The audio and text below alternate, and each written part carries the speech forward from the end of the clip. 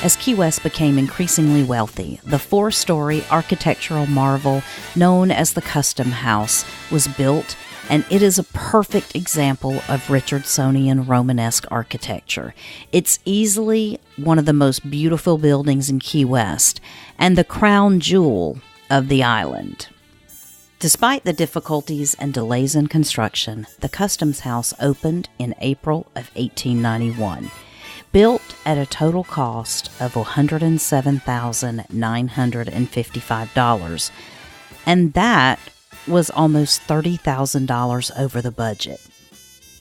Key West climate took an immediate toll on the building, and the salty air eroded parts of it, while the hurricanes of 1909, 1910, and 1919 caused considerable damage to the brick building.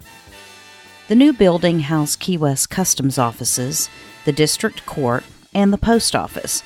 When it first opened, the building was occupied on the first floor by the postal and customs services, with the second floor containing the courtroom and court offices, while the lighthouse inspector and other government officials were housed on the third floor. During its prime, the Custom House heard thousands of cases and judgments, ranging from rum runners to ship salvaging claims. The most significant proceedings dealt with the 1898 sinking of the US Maine in Havana Harbor, which ultimately led to the Spanish-American War. As the decades passed, the Customs House saw a decrease in use. In the 1930s, the customs offices, the district court, and the post office all moved to new facilities. The Navy moved some of its personnel into the building into a utilitarian office space. They dropped the ceilings and turned the large, gracious rooms into small, functional offices. The beautifully arched wraparound porch was also enclosed to create additional workspace.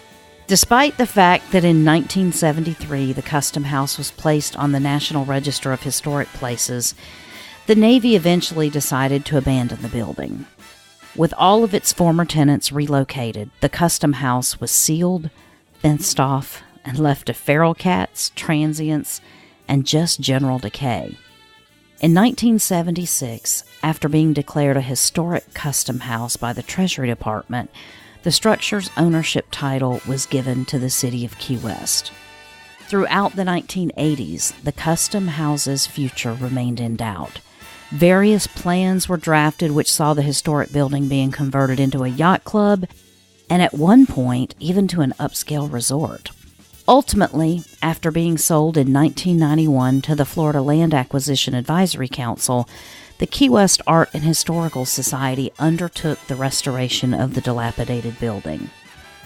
In 1993, historic renovations began on the building under the supervision of lead architect Bert Bender. What had originally cost less than $110,000 to build in 4 years now costs nearly $9 million to renovate over 9 years. Restoration of the building followed historical preservation guidelines and used original construction materials. The building required modernization in order to accommodate a public museum and offices. This required the installation of additional stairwells, an elevator, temperature-controlled climates, archival rooms, offices, and facilities to accommodate over 300,000 visitors a year.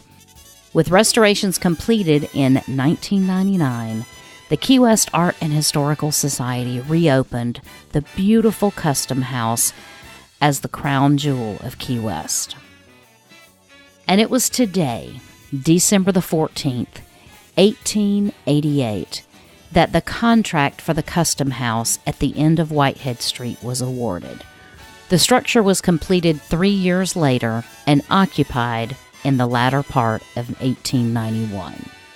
And that's what happened today in Key West history. Today in Key West History is brought to you by 43 Keys Media. To learn more about our glorious past here in the Florida Keys and our future, visit 43keys.com. This program, as well as others, are also available as an Alexa flash briefing. Just tell Alexa, play Today in Key West History as my flash briefing.